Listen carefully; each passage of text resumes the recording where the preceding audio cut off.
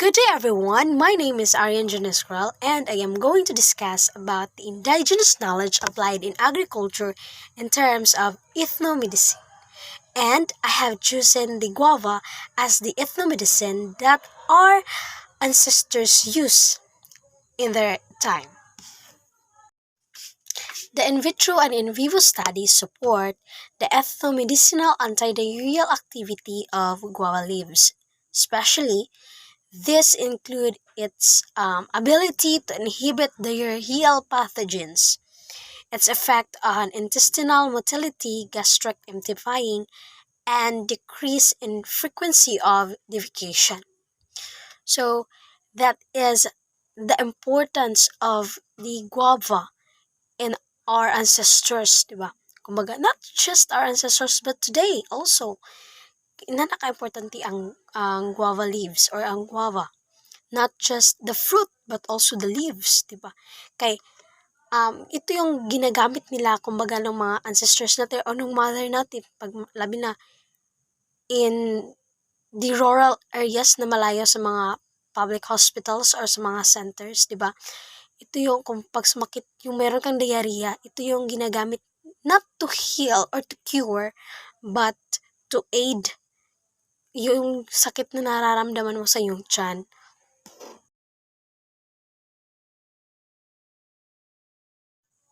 The traditional knowledge in medicinal plants is inherent in indigenous communities, and it is very important in the development of drugs and plant-based medicine as it lays down the foundation of drugs discovery.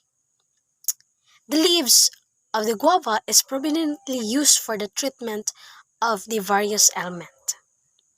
So that is a very um, understandable concept about the indigenous knowledge that we have from our ancestors and how is the that medicinal plant contribute to the modern capsule, to the modern medicine, di ba? Decoction is a major mode of preparation for the cure of cough, kidney ailments, and stomach disorders such as diarrhea, ulcers, and other related ailments. In the province of Quezon, Philippines, there is an ethnomedicine that people use from their ancestors as today's generation. So, daghan kaayo. There are many, diba? Sa kadaghan ato nagpili ra ko og isa. That is guava. So gipili na kong guava as I know it is a very common na kayo not just for the province of Quezon but the other provinces or the other rural area nga ginagamit ito. When we say decoction, it is kumbaga extracting, kumbaga kinukuha nila yung extract, kumbaga 'di ba as you can see your mother nung una na pag 'di ba kapag sakit ang tiyan or ina na 'di ba magkuha siya dahon sa kana udlot sa bayabas then ihaning lagaan or there are times na kuha siya for my experience there are times na magkuha siya og kanang udlot sa bayabas then iyang ipakaon sa ako that's the um based on my experience in that medicinal plant. On the other hand, some researchers stated also that the rural folks should be also an important source of information about the plant uses, because as we can see, mothers tend to be the primary health provider that give the first aid for their sick children. This is what we experience when we are young, as you remember, diba? I have said earlier na pag magsakit sa una, di ba? Sakit ang tiyan, kuhaan na taga ng udlot sa biyabas para ipakaon sa tuwa, di ba? Then, it's true for me. Yes, it is true, di ba? Maka-relieve mo po siya sa pain nga ato ang ginakuan. Not to cure, but to relieve the pain that we are experiencing.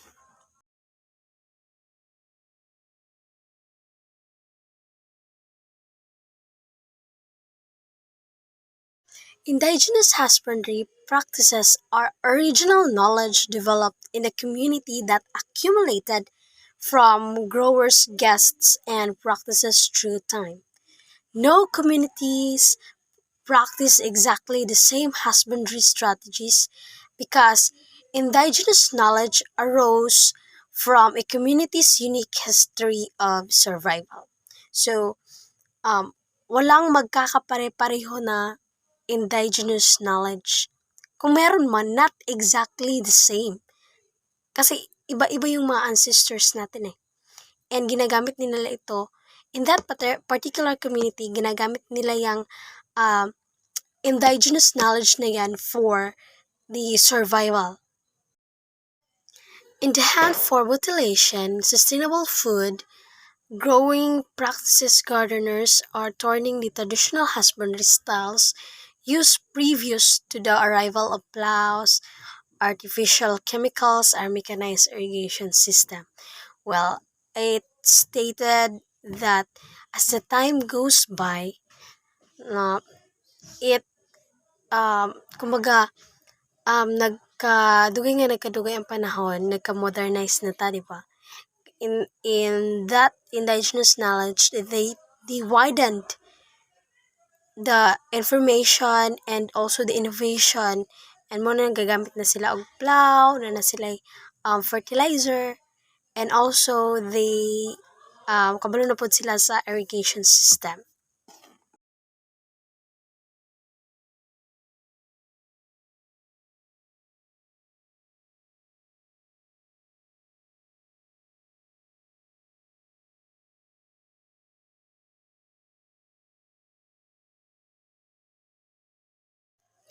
The knowledge from our ancestors are the bridge for the newborn investors or scientists to create a more sustainable, suitable medicine for everyone.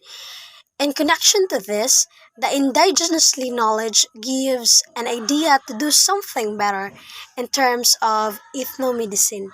Kumbaga, kumbaga yung indigenous knowledge na yun yung tulay para magkaroon ng mas malawak pa na knowledge about that particular ethnomedicine. Example to that is, aside from guava, example to that is the lagon leaves. Kumbaga sa una is, kwaon lang na ang dahon niya, tas lagaan, nabuhatin siya ka ng tea.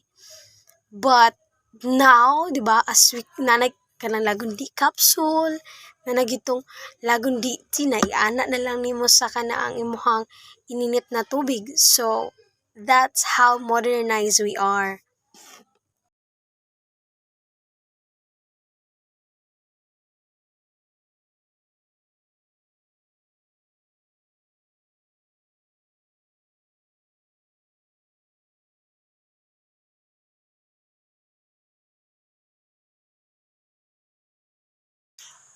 If no drug has its limitation, it cannot be effective for deadly conditions like cancer, diabetes, blood pressure. It can only be used for general cold, cough, gastric or liver problem, joint pain, and etc. The ethnomedicine has its limitation. Kumbaga, those diabetes, cancer, need na gito sila o ganang doctor, and those grabe na nga research ng mga medicine para ana niya nga sakit. And that ethnomedicine or that traditional medicine nga ginagamit nato, not to cure, it is not to cure but to aid the pain that we are experiencing.